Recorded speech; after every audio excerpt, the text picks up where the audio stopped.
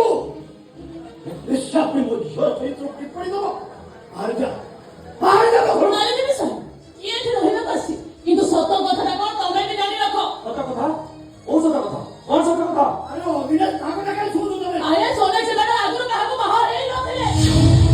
ତମେ ତାକୁ ଜ୍ୱାଇଁ ବୋଲି କହି ଚରିତ୍ର ହେବା ପାଇଁ ତାକୁ ଘରୁ ବାହାର କଲ ସେ ପ୍ରକୃତରେ ତମ ଜ୍ୱାଇଁ ନୁହଁ କାହା କଥା କହୁଛୁ ତୁ ସୋମେଶ କଥା କହୁଛୁ ହଁ ସୋମେଶ ସେ ସୋମେଶ ନ ସାଇରା ନିଶ୍ଚୟ ଅସହାୟ ଗରିବଟି ନିରୀହ ଗରିବର ଫାଇଦା ଉଠି ତାକୁ ସୋନାକ୍ଷୀ ମ୍ୟାଡାମ ଟଙ୍କାର ଲୋଭ ଦେଖି ତାଙ୍କ ସ୍ୱାମୀ ହବାର ଅଭିନୟ କରିବା ପାଇଁ ବାଧ୍ୟ କରିଥିଲେ ତମ ସ୍ତ୍ରୀର ଶେଷ ଇଚ୍ଛା ପୂରଣ କରିବା ପାଇଁ ଏଇଟା ତମ ଝିଅର ଗୋଟେ ଡ୍ରାମା ଥିଲା ଆରେ ଏ କଣ ଶୁଣୁଛି ମୁଁ ତୁ ସୋମେଶକୁ ବାହା ହେଇନଥିଲୁ ଭାବିଲି ସେ ସୋମେଶ ନୁହଁ ସାଇରା ହଁ ସାର୍ ଏସବୁ କଥା ମୁଁ ବି ଜାଣିଛି ସୋନାକ୍ଷୀ ମୋତେ ସବୁ ସତ କଥା କହିସାରିଛନ୍ତି ସାର୍ ଆଉ ଗୋଟେ ସତ କଥା ହେଲା ସୋନାକ୍ଷୀଙ୍କୁ ମୁଁ ଏବେ ନୁହେଁ ବହୁତ ଆଗରୁ ଭଲ ପାଉଛି ଆଉ କେବଳ ସେ ଆମ ଭଲ ପାଇବାକୁ ବଞ୍ଚେଇ ରଖିବା ପାଇଁ ଏମିତି କରିଥିଲେ ସାର୍ ମୋ ମୋର ଶେଷ ଇଚ୍ଛା ପୂରଣ କରିବା ପାଇଁ ତମେ ମୋ ବାହାଘର ଅନ୍ୟ ଜାଗାରେ କରିଦେଇଥାନ୍ତ ଅବିନାଶ ସେ ସମୟରେ ଆସିପାରିବି ବୋଲି କହିଲେ ସେଥିପାଇଁ ବାଧ୍ୟ ହେଇ ମୁଁ ତମକୁ ମିଛ କହିଥିଲି ଏ ଭଗବାନ ଏତେ ବଡ ମିଛ ଛୋଟ ଏତିକିରେ ସରି ଯାଇନି ସାହେବ ଭିତର ସାଇରାଙ୍କୁ ବଦନାମ କରିବା ପାଇଁ ସୋନାକ୍ଷୀ ମ୍ୟାଡାମ ସାଂଘାତିକ ଷଡ଼ଯନ୍ତ୍ର କଲେ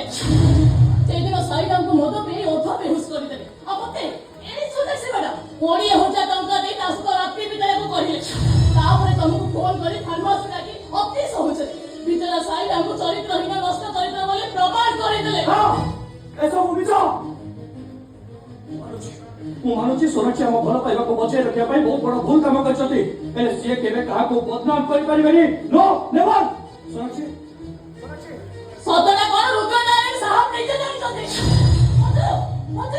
ସେ ନିଜେ ସାଇରାଙ୍କୁ ଗାଳି ଗୁଲଜ କରି ଫାର୍ମହାଉସରୁ ବାହାର କରିଦେଲେ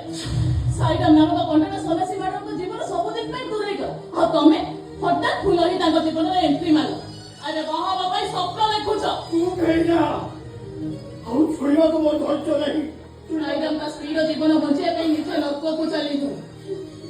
ତା ସଂସାର ଭାଙ୍ଗିଗଲା ତା ସ୍ତ୍ରୀ ତାଠୁ ଦୂରେଇ ଯାଇଛି ତା ପରିବାର ତାଠୁ ଦୂରେଇ ଯାଇଛି ତା ସଂସାରକୁ ଭାଙ୍ଗିଲେ ତମ ଝିଅ କେବେ ବି ଖୁସିରେ